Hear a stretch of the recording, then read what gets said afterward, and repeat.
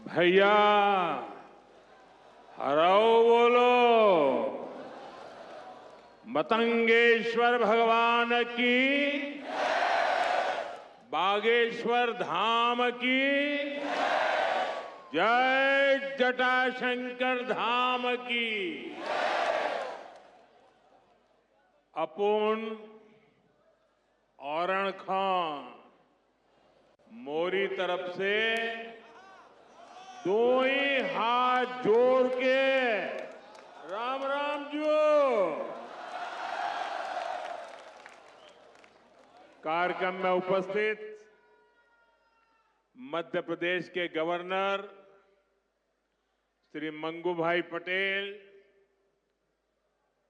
मुख्यमंत्री भाई मोहन यादव जी, जगत गुरु पूज्य रामभद्राचार्य जी, बागेश्वर धाम के पीठाधीश्वर श्री धरेंद्र शास्त्री जी, दीदी मां साध्वी ऋतंबरा जी, स्वामी चिदानंद सरस्वती जी, महंत श्री बालक योगेश्वर दास जी, इसी क्षेत्र के सांसद विष्णुदेव शर्मा जी, अन्य महानुभाव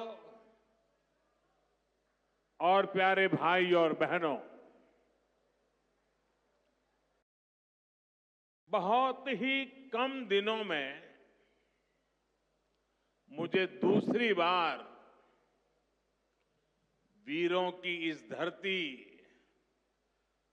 बुंदेलखंड आने का सौभाग्य मिला है।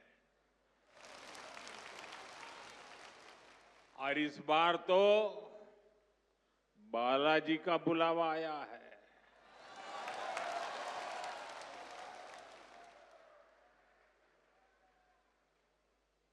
ये हनुमान जी की कृपा है कि आस्था का ये केंद्र अब आरोग्य का केंद्र भी बनने जा रहा है।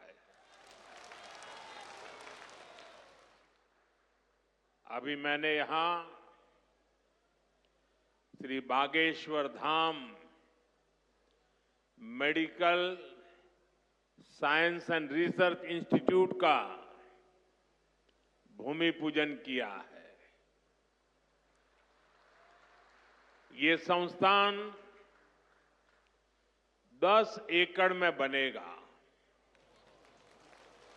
पहले चरण में ही इसमें 100 बेड्स की सुविधा तैयार होगी। मैं इस पुनीत कार्य के लिए श्री धीरेन्द्र शास्त्री जी का अभिनंदन करता हूं और बुंदेलखंड के लोगों को बहुत बहुत बधाई देता हूं। साथियों, आजकल हम देखते हैं कि नेताओं का एक वर्ग ऐसा है जो धर्म का मखौल उड़ाता है, उपहास उड़ाता है, लोगों को तोड़ने में जुटा है। और बहुत बार विदेशी ताकतें भी इन लोगों का साथ देकर देश और धर्म को कमजोर करने की कोशिश करती दिखती है। हिंदू आस्था से नफरत करने वाले ये लोग सदियों से किसी न किसी भेष में रहते रहे हैं। गुलामी की मानसिकता से घिरे हुए लोग हमारे मत, मान्यताओं और मंदिरों पर, हमारे संत, संस्कृति और सिद्धांतों पर हमला करते रहते हैं। ये लोग हमारे पर्व, परंपराओं और प्रथाओं को गाली देते हैं। जो धर्म, जो संस्कृति स्वभाव से ही प्रगतिशील है, उस पर ये कीचड़ उछालने की हिम्मत दिखाते हैं। हमारे समाज को बांटना, उसकी एकता को तोड़ना ही इनका एजेंडा है। इस माहौल में मेरे छोटे भाई धीरेन्द्र शास्त्री जी काफी समय से देश में एकता के मंत्र को लेकर लोगों को जागरूक करते रह रहे हैं। अब उन्होंने समाज और मानवता के हित में एक और संकल्प लिया है। इस कैंसर संस्थान के निर्माण की ठानी है। यानी अब यहां बागेश्वर धाम में भजन, भोजन और निरोगी जीवन तीनों का आशीर्वाद मिलेगा। साथियों, हमारे मंदिर, हमारे मठ, हमारे धाम ये एक और पूजन और साधना के केंद्र रहे हैं, तो दूसरी ओर विज्ञान और सामाजिक चिंतन के भी, सामाजिक चेतना के भी केंद्र रहे हैं। हमारे ऋषियों ने ही हमें आयुर्वेद का विज्ञान दिया। हमारे ऋषियों ने ही हमें योग का वो विज्ञान दिया जिसका परचम आज पूरी दुनिया में लहरा रहा है।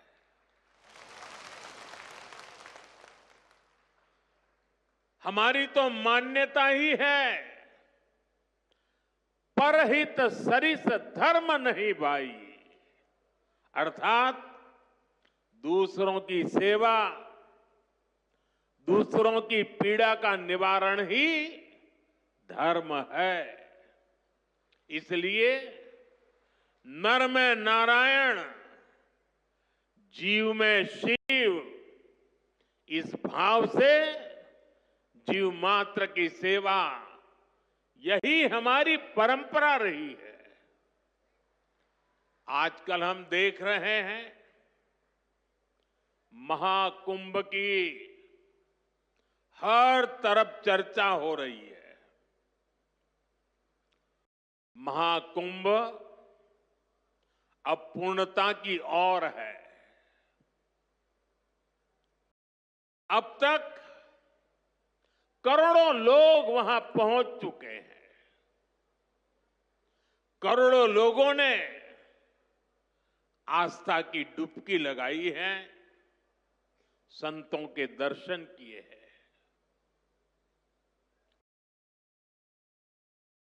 अगर इस महाकुंभ की तरफ नजर करें तो सहज भाव उड़ जाता है, ये एकता का महाकुंभ है। आने वाली सदियों तक 144 वर्ष के बाद हुआ ये महाकुंभ एकता के महाकुंभ के रूप से प्रेरणा देता रहेगा और देश की एकता को मजबूती देने का अमृत परोसता रहेगा। लोग सेवाभाव से लगे हुए, जो भी कुंभ में गया है, एकता के दर्शन तो किए ही हैं, लेकिन जिन जिन से मेरा मिलना हुआ है, दो बातें महाकुंभ में गए हुए हर व्यक्ति के मुंह से हिंदुस्तान के कोने कोने में सुनाई देती है। एक, वे जी भर करके स्वच्छता कर्मियों की उनके गुणगान करते हैं। 24 घंटे जिस सेवा भाव से इस एकता के महाकुंभ में स्वच्छता के कार्य को संभाल रहे हैं, मैं आज उन सभी स्वच्छता के साथियों को आदरपूर्वक नमन करता हूं। दूसरी एक विशेषता है जो हमारे देश में बहुत कम सुनने को मिलती है, और इस बार मैं देख रहा हूं एकता के इस महाकुंभ से आए हुए हर यात्री कह रहा है कि इस बार एकता के महाकुंभ में पुलिस कर्मियों ने जो काम किया है, एक साधक की तरह, एक सेवाव्रती की तरह पूरी नम्रता के साथ देश के कोटि कोटि जनों को संभालना इस एकता के महाकुंभ में जिन पुलिस कर्मियों ने देश के लोगों का दिल जीत लिया है, वे भी बधाई के पात्र है। लेकिन भाइयों बहनों, प्रयागराज के इसी महाकुंभ में इसी सेवा भावना के साथ अनेक विध समाज सेवा के प्रकल्प चल रहे हैं, जिसकी तरफ मीडिया का तो ध्यान जाना बड़ा मुश्किल है, लेकिन ज्यादा चर्चा भी नहीं हुई है। अगर मैं सभी इस सेवा प्रकल्पों की चर्चा करूं तो शायद मेरा अगला कार्यक्रम डिस्टर्ब हो जाएगा, लेकिन मैं एक का उल्लेख करना चाहता हूं। इस एकता के महाकुंभ में नेत्र महाकुंभ चल रहा है। इस नेत्र महाकुंभ में देश के कोने कोने से आए हुए यात्री, गरीब परिवारों से आए हुए लोग, उनकी आंखों की जांच होती है, मुफ्त में होती है। नेत्र चिकित्सक देश के गणमान्य डॉक्टर 2 महीने से वहां बैठे हुए हैं, और इस नेत्र महाकुंभ में अब तक 2 लाख से ज्यादा मेरे भाई बहनों की आंखों की जांच हो चुकी है।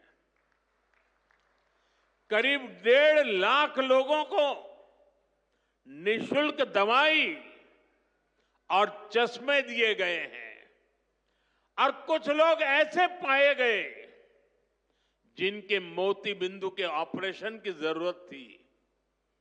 तो इस नेत्र महाकुंभ से चित्रकूट और अगल बगल के स्थानों पर जहां पर अच्छी नेत्र चिकित्सा की अस्पतालें थी, करीब 16,000 मोतियाबिंद के ऑपरेशन के लिए उन अस्पतालों में भेज करके एक भी पैसे का खर्च बिना उन सबके मोतियाबिंद के ऑपरेशन किए गए। ऐसे कितने ही अनुष्ठान इस एकता के महाकुंभ में चल रहे हैं। भाइयों बहनों, ये सब कौन कर रहा है? हमारे साधु संतों के मार्गदर्शन में हजारों डॉक्टर्स, हजारों स्वयंसेवक स्वतः स्फूर्त भाव से, समर्पित भाव से, सेवा भाव से इसमें लगे हुए हैं।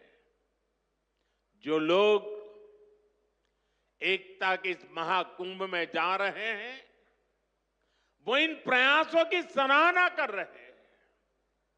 भाइयों बहनों, ऐसे ही भारत में कितने ही बड़े बड़े अस्पताल भी हमारी धार्मिक संस्थाओं द्वारा चलाए जा रहे हैं।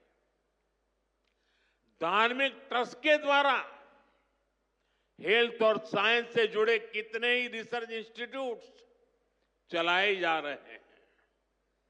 करोड़ों गरीबों का इलाज और सेवा इन संस्थानों में होती है। मेरी दीदी मां यहां बैठी है। अनाथ बालिकाओं के लिए जिस प्रकार से समर्पण भाव से वो सेवा करती है, अपना जीवन बेटियों के लिए उन्होंने समर्पित कर दिया। साथियों, यहीं पास में हमारे बुंदेलखंड का चित्रकूट, प्रभु राम से जुड़ा ये पवित्र तीर्थ खुद दिव्यांगों और मरीजों की सेवा का कितना बड़ा केंद्र है। मुझे खुशी है इस गौरवशाली परंपरा में बागेश्वर धाम के रूप में एक और नया अध्याय जुड़ने जा रहा है। अब बागेश्वर धाम में आरोग्य का आशीर्वाद भी मिलेगा। मुझे बताया गया है यहां 2 दिन बाद महाशिवरात्रि के दिन 251 बेटियों के सामूहिक विवाह महोत्सव का भी आयोजन होगा। मैं इस पुण्य कार्य के लिए भी बागेश्वर धाम की सराहना करता हूं।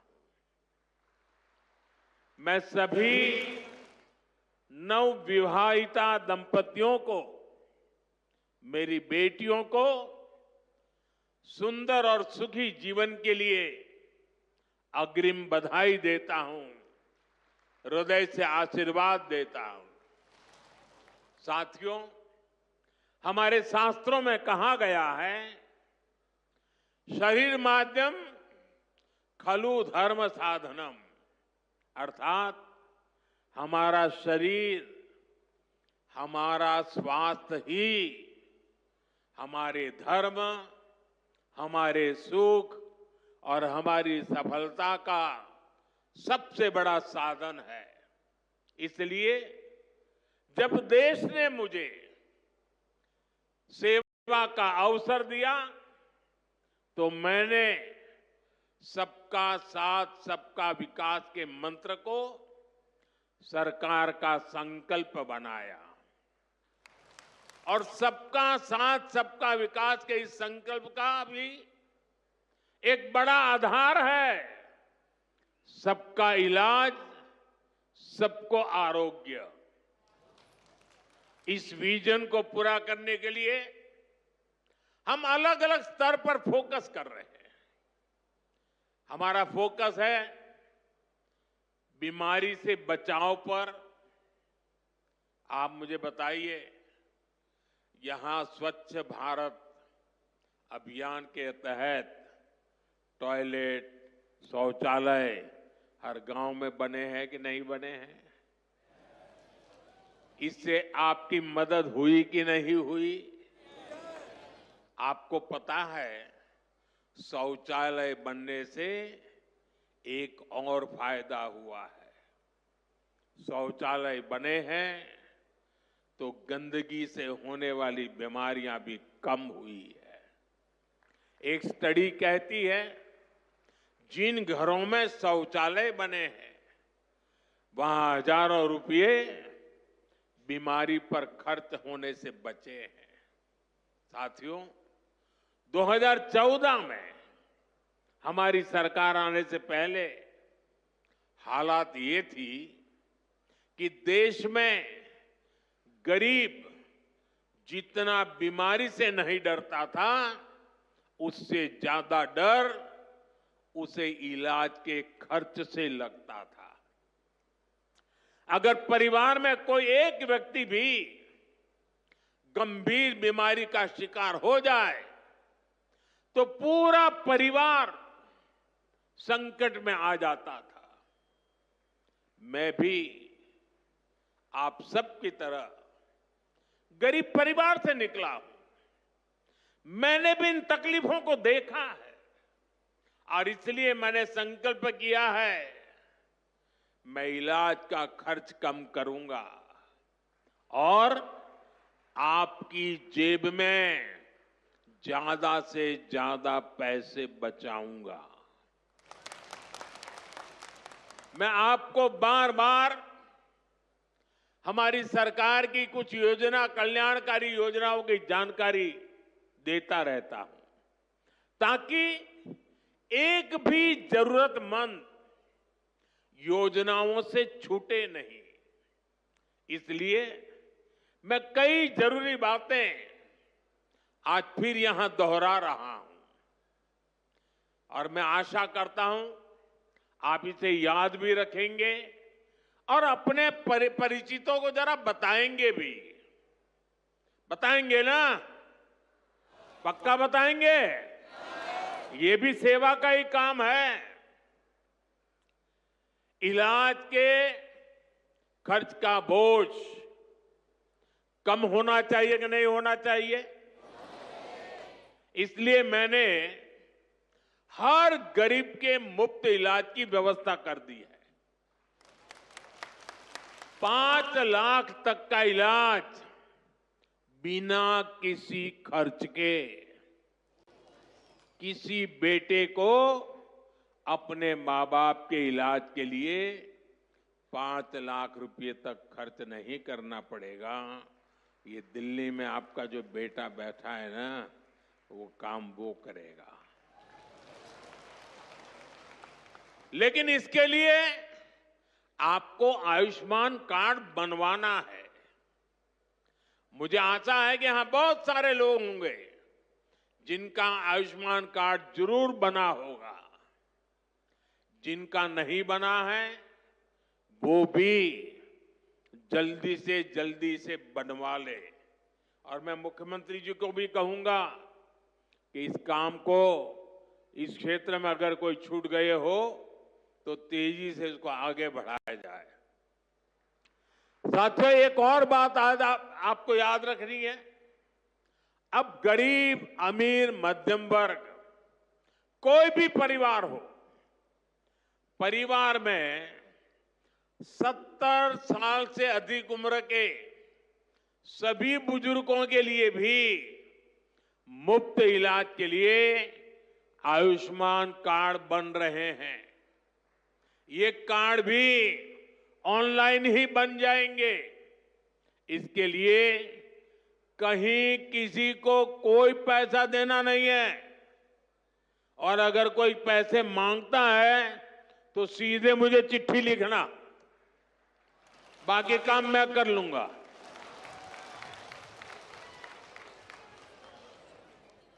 अगर कोई पैसा मांगता है तो क्या करेंगे आप? लिखेंगे? मैं इन संत महात्माओं को भी कहता हूं कि आप भी जरा आयुष्मान कार्ड का प्रबंध कर दीजिए ताकि आपको कभी बीमारी में मुझे सेवा करने का मौका मिले। आपको तो बीमारी आने वाली नहीं है, लेकिन अगर कहीं आ जाए तो। भाइयों बहनों, कई बार इलाज के लिए अस्पताल में भर्ती होने की जरूरत नहीं पड़ती है। डॉक्टर की लिखी दवाई घर पर ही खानी पड़ती है। ऐसे में मेडिकल स्टोर से सस्ती दवाई मिले, मैंने इसका भी इंतजाम किया है। इस खर्च को कम करने के लिए देश में 14,000 से ज्यादा जन औषधि केंद्र खोले गए हैं। और ये जन औषधि केंद्र ऐसे हैं कि जो दवाई बाजार में 100 रुपये में मिलती है, जन औषधि केंद्र में वही दवाई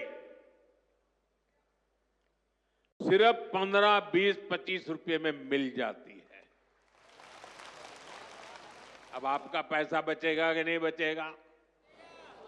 तो आपको जन औषधि केंद्र से दवाई लेनी चाहिए कि नहीं लेनी चाहिए? दूसरी एक बात मैं करना चाहता हूं। आजकल बहुत बार खबरें आती हैं, गांव-गांव किडनी की भी बीमारी काफी फैल रही है। अब किडनी की बीमारी जब बढ़ जाती है तो लगातार डायलिसिस करानी पड़ती है, नियमित रूप से करानी पड़ती है, दूर दूर जाना पड़ता है, खर्चा बहुत लगता है। आपकी ये मुसीबत कम हो, इसलिए हमने देश के 700 से ज्यादा जिलों में 1,500 से ज्यादा डायलिसिस सेंटर खोले हैं।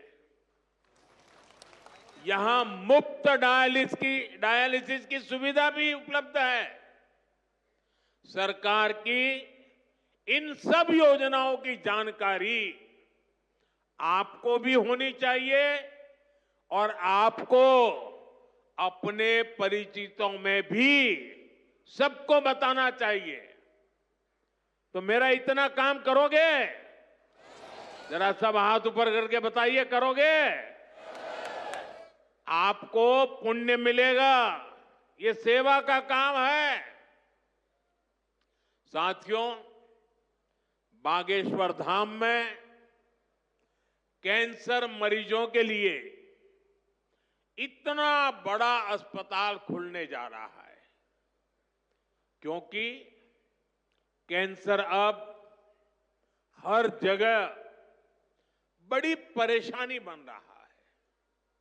इसलिए आज सरकार, समाज, संत सब कैंसर के खिलाफ लड़ाई में मिलकर प्रयास कर रहे हैं। भाइयों बहनों, मुझे पता है गांव में अगर किसी को कैंसर हो जाए तो उससे लड़ना कितना मुश्किल होता है। पहले तो बहुत दिनों तक पता ही नहीं चलता कि कैंसर हुआ है। बुखार और दर्द की घरेलू दवाएं ही आमतौर पर लोग लेते रहते हैं, और कुछ लोग तो पूजा जाप में चले जाते हैं कि जी तांत्रिकों के हाथ में फंस जाते हैं। जब तकलीफ बहुत बढ़ जाती है या गांठ दिखने लगती है, तब जाकर बाहर दिखाते हैं, तब पता चलता है कि कैंसर हुआ है। और कैंसर का नाम सुनते ही पूरे घर में मातम छा जाता है, सब कोई घबरा जाता है, सारे सपने चूर चूर हो जाते हैं, और ये भी समझ नहीं आता कि कहां जाना है, कहां इलाज कराना है। ज्यादातर लोगों को दिल्ली मुंबई का ही पता होता है। इसलिए हमारी सरकार इन सब तकलीफों के समाधान में लगी है। इस साल जो बजट आया है उसमें भी कैंसर से लड़ने के लिए कई सारी घोषणाएं की गई है, और मोदी ने तय किया है कि कैंसर की दवाओं को और सस्ता किया जाएगा। अगले 3 साल में देश के हर जिले में कैंसर डे केयर सेंटर खोले जाएंगे। डे केयर सेंटर में जांच भी होगी और आराम करने की सुविधा भी होगी। आपके पड़ोस में ही जो जिला अस्पताल है, चिकित्सा केंद्र हैं, वहां कैंसर क्लिनिक भी खोले जा रहे हैं। लेकिन भाइयों बहनों, आपको मेरी एक बात अच्छी लगे या बुरी लगे, लेकिन इसको कुछ करना ही पड़ेगा। याद रखना और जीवन में लागू करना। कैंसर से सुरक्षा के लिए आपको भी सावधान और जागरूक होना पड़ेगा। सबसे पहली सावधानी ये है कि समय से कैंसर की पड़ताल, क्योंकि एक बार कैंसर फैल गया तो उसे हराना उतना ही मुश्किल हो जाता है। इसलिए हम 30 साल से ज्यादा उम्र के सभी लोगों की जांच के लिए एक अभियान चला रहे हैं। आप सबको इस अभियान का फायदा उठाना चाहिए, हिस्सा बनना चाहिए। लापरवाही नहीं करनी है। थोड़ी सी भी जो शंका हो तो कैंसर की तुरंत जांच करवानी है। एक और बात, कैंसर को लेकर सही जानकारी भी बहुत जरूरी है। ये कैंसर किसी को छूने से नहीं होता है। ये छुआछूत की बीमारी नहीं है। ये छूने से नहीं फैलती है। कैंसर का खतरा बीड़ी, सिगरेट, गुटखा, तंबाकू और मसाले से बढ़ता है। ये माताएं बहनें ज्यादा खुश हो रही है मेरी बात सुन के। इसलिए कैंसर फैलाने वाले इस सब नशे से आपको तो दूर रहना ही है, औरों को भी उससे दूर रखना है। अपने शरीर और स्वास्थ्य का ख्याल रखना है। और मैं आशा करता हूं, अगर हम सावधानी रखेंगे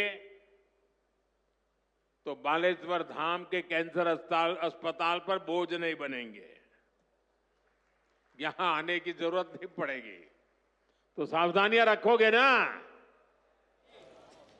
लापरवाही तो नहीं करोगे ना? साथियों, मोदी आपका सेवक बनकर आपकी सेवा में जुटा है। मैं पिछली बार जब छतरपुर आया था तो यहां मैंने हजारों करोड़ रुपए की योजनाओं का लोकार्पण और शिलान्यास किया था। और अभी मुख्यमंत्री जी ने इसका वर्णन भी किया।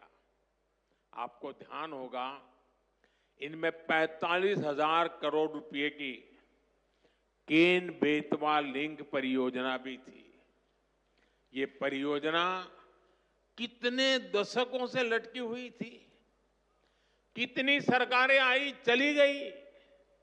हर पार्टी के नेता भी बुंदेलखंड आते थे, लेकिन यहां पानी की किल्लत बढ़ती ही चली गई।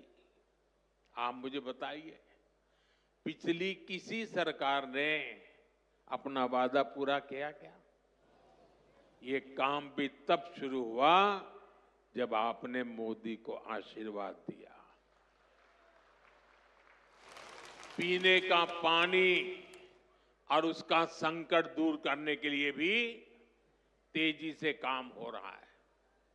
जल जीवन मिशन यानी हर घर जल परियोजना के तहत बुंदेलखंड के गांव-गांव में पाइप से पानी पहुंचाया जा रहा है। गांव में पानी पहुंचे, हमारे किसान भाई बहनों की तकलीफ दूर हो, उनकी आय बढ़े। हम इसके लिए दिन रात मेहनत कर रहे हैं।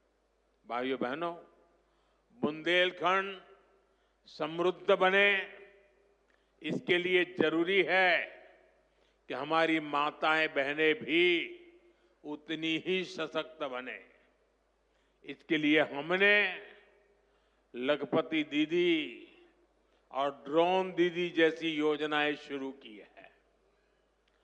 हम 3 करोड़ बहनों को लखपति दीदी बनाने का लक्ष्य लेकर चल रहे हैं। बहनों को ड्रोन उड़ाने की ट्रेनिंग भी दी जा रही है। बुंदेलखंड में सिंचाई का पानी पहुंचेगा। बहनें ड्रोन से फसलों पर छिड़काव करेगी, खेती में मदद करेगी, तो हमारा बुंदेलखंड समृद्धि के रास्ते पर तेजी से आगे बढ़ेगा। भाइयों बहनों, गांव में ड्रोन तकनीक से एक और बड़ा जरूरी काम हो रहा है। स्वामित्व योजना के अंतर्गत ड्रोन से जमीन की पैमाइश करा के उसके पुख्ता कागज दिए जा रहे हैं। यहां एमपी में तो इसे लेकर बहुत अच्छा काम हुआ है। अब इन कागजों पर लोग बैंक से आसानी से लोन भी ले रहे हैं। ये लोन रोजगार धंधे में काम आ रहा है, लोगों की आय बढ़ रही है। साथियों, बुंदेलखंड की इस महान धरती को विकास की नई ऊंचाई पर पहुंचाने के लिए डबल इंजन की सरकार दिन रात मेहनत कर रही है। मैं बागेश्वर धाम में कामना करता हूं, बुंदेलखंड समृद्धि और विकास की राह पर इसी तरह आगे बढ़ता रहे। और आज मैं हनुमान दादा के चरणों में आया तो मुझे लगा क्या ये धीरेन्द्र शास्त्री अकेले ही पर्ची निकालेंगे कि मैं निकाल पाऊंगा। तो मैंने देखा कि आज हनुमान दादा की मुझ पे कृपा होती है कि नहीं होती है। तो हनुमान दादा जी ने मुझे आशीर्वाद दिया और मैंने आज पहली पर्ची निकाली, उनकी माताजी की पर्ची निकाली, और जिसकी बात शास्त्री जी ने बता दी आपको। खैर साथियों, ये बहुत बड़ा अवसर है, बहुत बड़ा काम है। संकल्प बड़ा हो, संतों के आशीर्वाद हो, प्रभु की कृपा हो, तो समय सीमा में सब पूर्ण होता है। और आपने कहा है कि इसके उद्घाटन के लिए मैं आऊं, दूसरा कहा है कि उनकी बारात में मैं आऊं। मैं आज सार्वजनिक रूप से वादा करता हूं, दोनों काम कर दूंगा।